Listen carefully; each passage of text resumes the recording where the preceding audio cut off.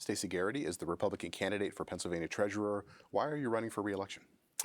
Well, now I have a record to run on, Phil, and thanks for having me, by the way. So we have done a lot of good things for Pennsylvanians.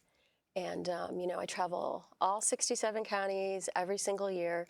I hear from Pennsylvanians where they are. I hear about their hopes, their dreams. I hear about their concerns. And, we've broken just about every record at Treasury, which I hope we can get into a little bit more later. I tell Pennsylvanians what we can do to help them and let them know about our plans like Unclaimed Property, PA 529 College and Career Savings Plan, PA ABLE. And so, I love the Commonwealth. I believe in Pennsylvania. And I'm going to, fight for taxpayers. Well, tell us a little bit about the position of the treasurer. What are its responsibilities? Sure.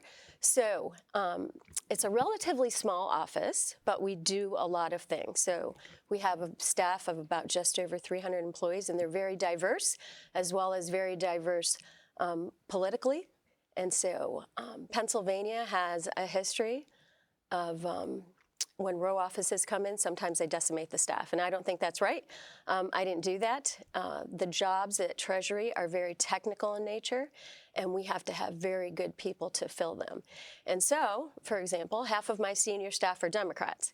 But what we do is, of course, I'm the fiscal watchdog for over $150 billion of the Commonwealth. Right now, that number is $170 billion.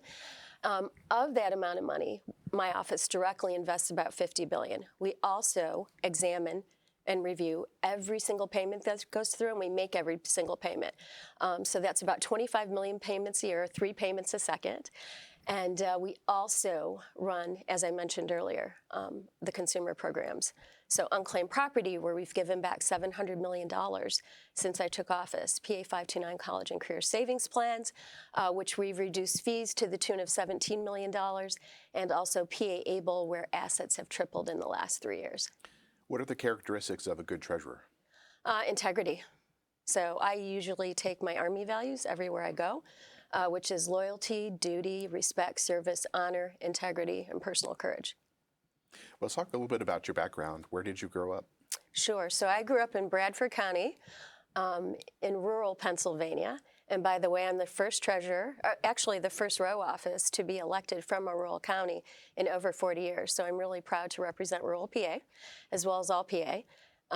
I spent over 3 decades in the private sector. So I worked at Global Tungsten and Powders in Towanda, Pennsylvania.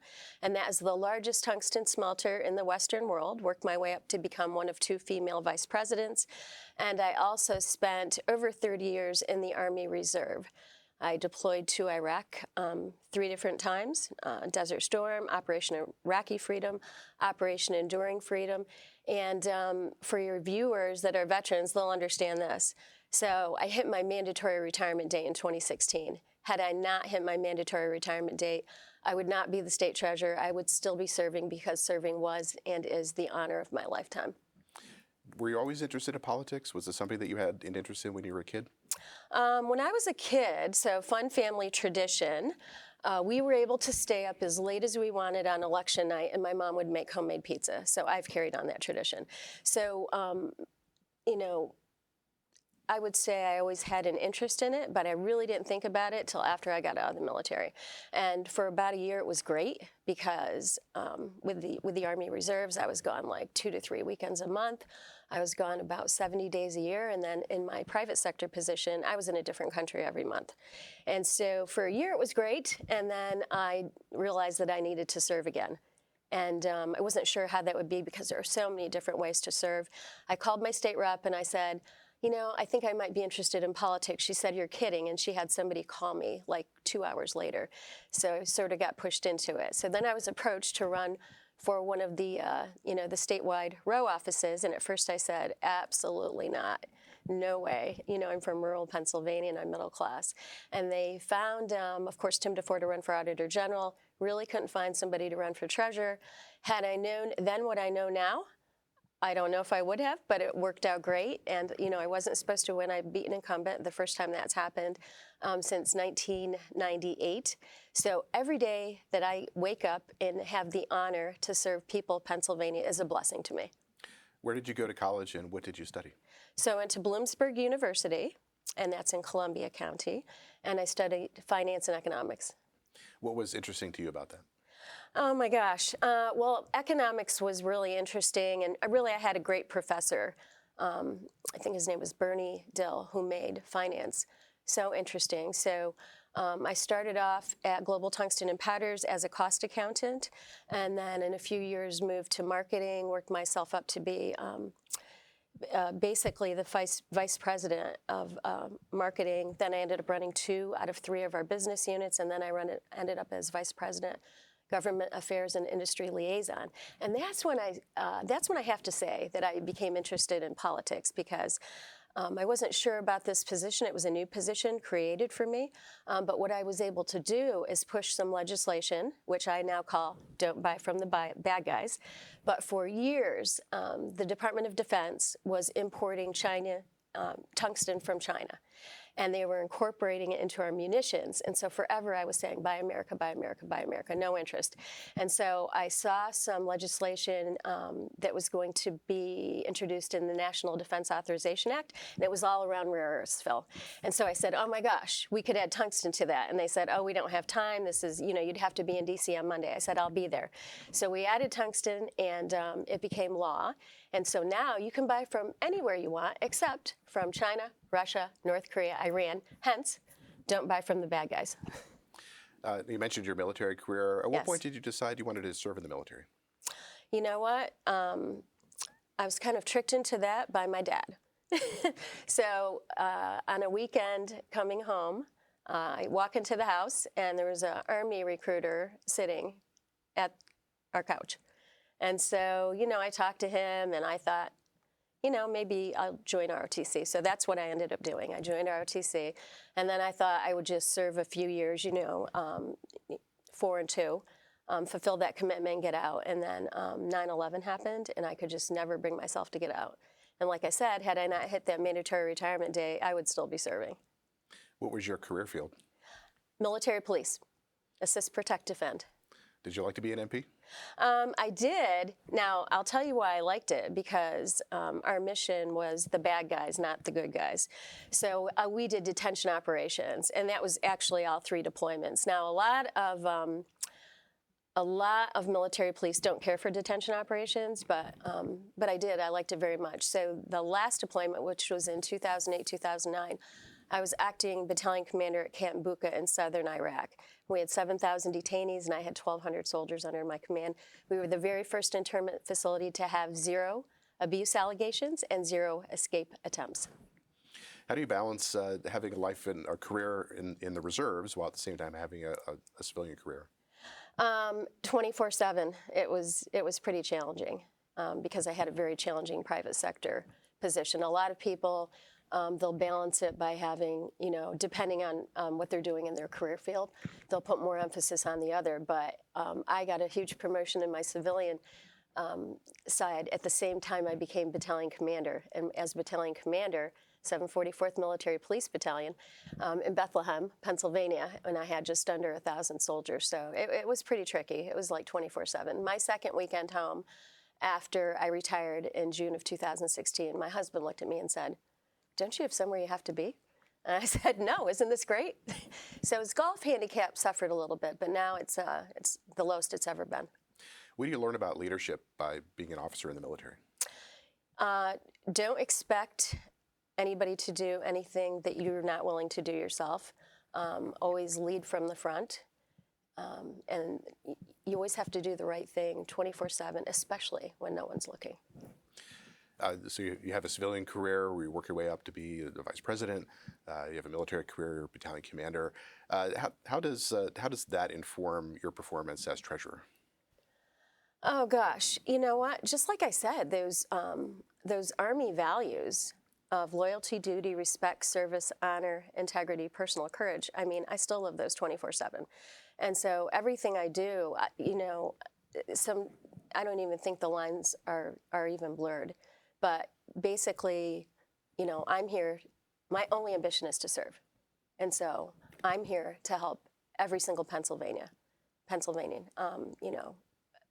do whatever they need. You mentioned some of the different policies that you're working on. What is the PA 529 college plan? Oh my gosh. Okay, so that's our college and career savings plan. It is doing fantastic. So we've cut fees to the tune of almost $17 million. And what's so great about that is that's money that goes right back into the pockets of hardworking parents. I also want to say, since I took office, assets under management have gone from $6 billion to $8 billion. And accounts have increased 40,000. And what's really fantastic is our investment plan just got upgraded in November to gold, which makes us one of 2 gold plans in the entire nation. So I'm super excited about that. But we've reduced the minimum fee to open an account. There's no minimum. And you can invest as little, you can deposit as little as $1. So we're trying to make it, super easy and affordable for parents. If parents want to start a plan like that, what do they do?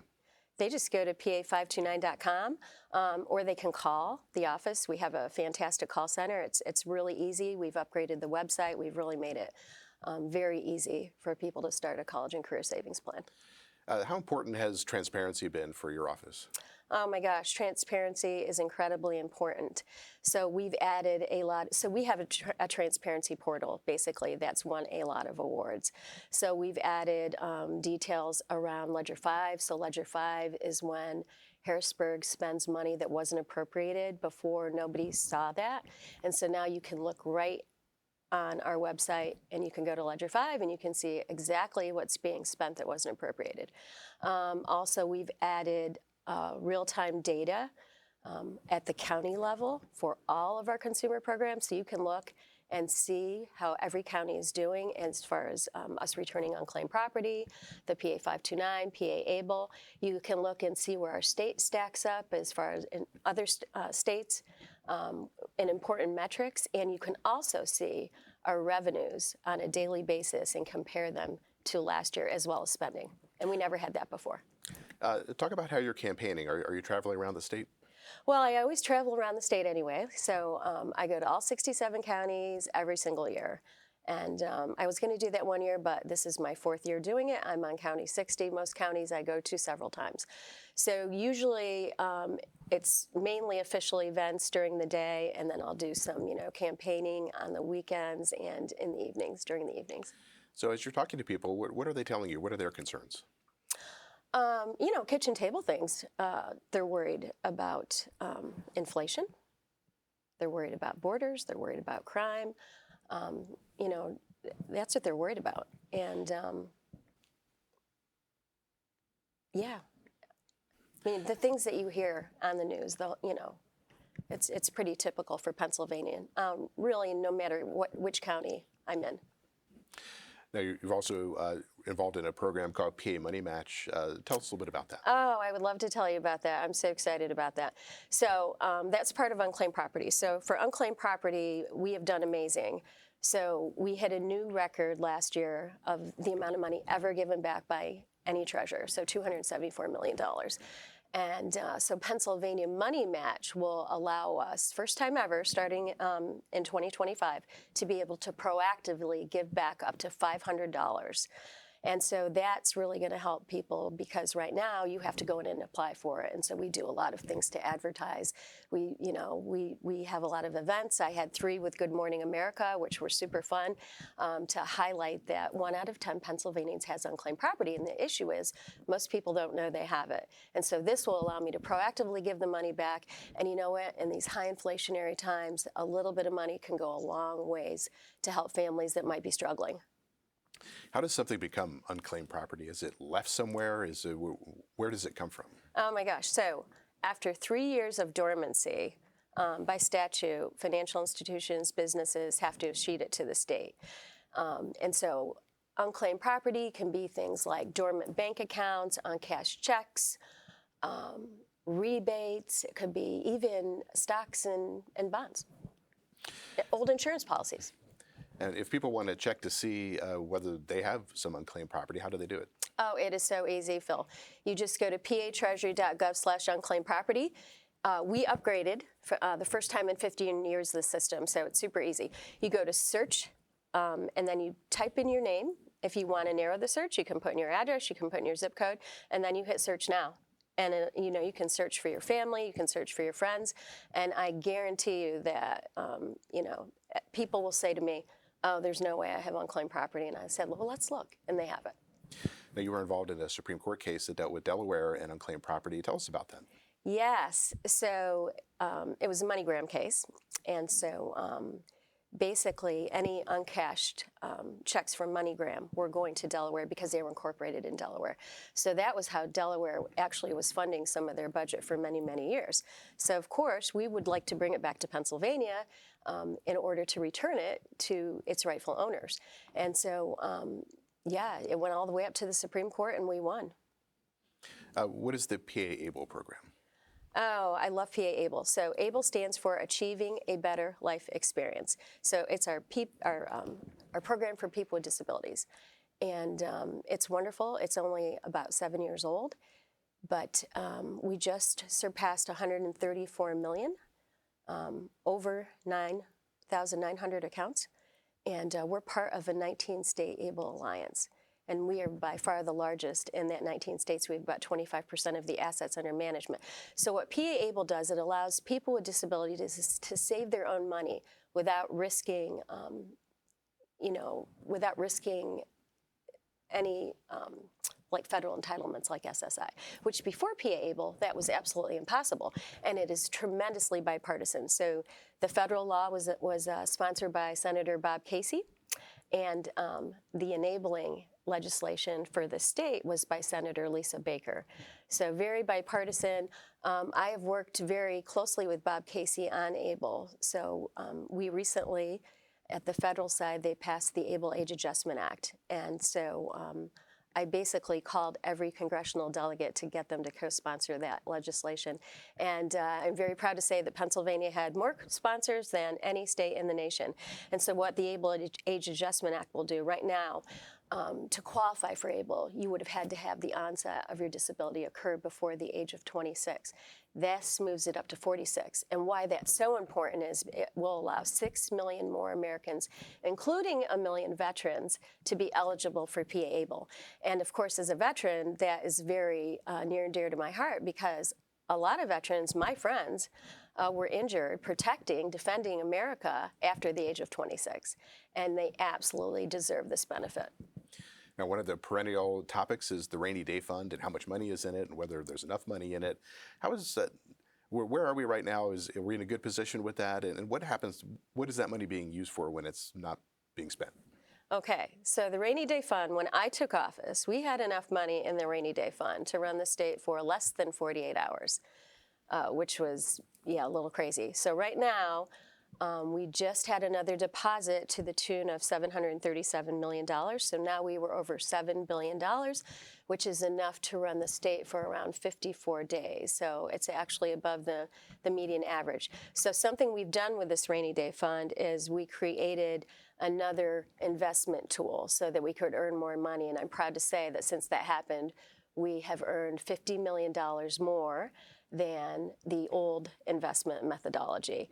And so what that rainy day fund is for, it's just like your household. You want to have a rainy day fund in case of an emergency. So what this money is supposed to be there for is, if we fall on hard times. And right now, this year, we will spend $3 billion more than what we bring in. So eventually, we're going to need this rainy day fund. So right now, it's earning interest, and it's there to help Pennsylvanians for when we do run out of money, because the last thing you want to do is raise taxes when the economy is struggling. Have you received any endorsements? Oh, yes. A lot of endorsements. Who are some of the people who have endorsed you? Oh my gosh, okay. I should have brought the list.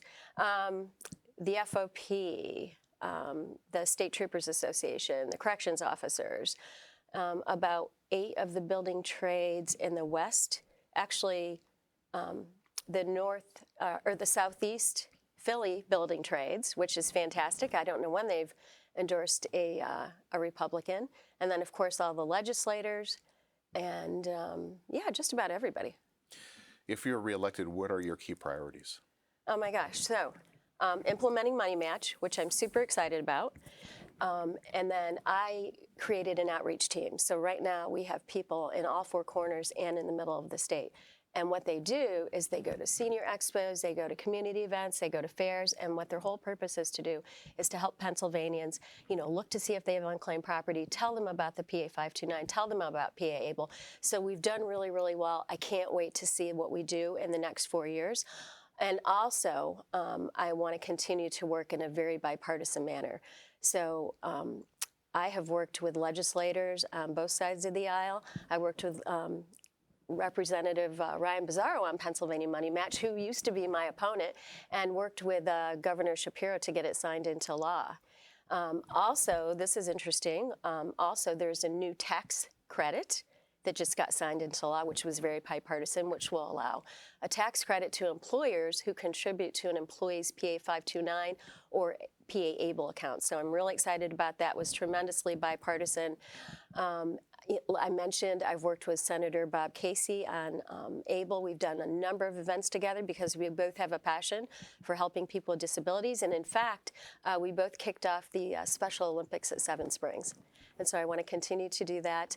I will work with anybody that wants to help make Pennsylvania a better place to work, live, and raise a family. I do not care what their political affiliation is, Phil. We have just a couple of minutes left. Use that time to tell voters why they should vote for you. Okay, well, I hope they will look at my record because I do have a record to run on. We had a record number in unclaimed property, not just the $274 million in last fiscal year, but the record for the last 2 years, over $500 million. I've given back a record number of military decorations, which we get from abandoned safe deposit boxes, over 430, including 11 Purple Hearts, 3 Bronze Stars, PA 529, cut fees to the tune of $17 million, one of 2 gold-rated plans in the entire nation, and then PA Able assets have tripled in the last 3 years. It's a fantastic program, and we've done so much more. My office, I believe it's really important to work in a bipartisan manner. I think Pennsylvanians want us to work together to get stuff done. And I started that on day one when I asked my predecessor, the former treasurer, to speak at my swearing in. You know what he said to me, Phil? He said, "Stacy, we don't do that in Harrisburg." And I said, "Well, I don't know what we do, but maybe we should."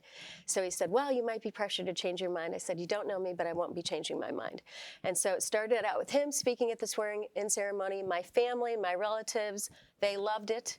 And since then, I've worked with, like I mentioned, Senator Casey, Josh Shapiro, Representative Bizzarro.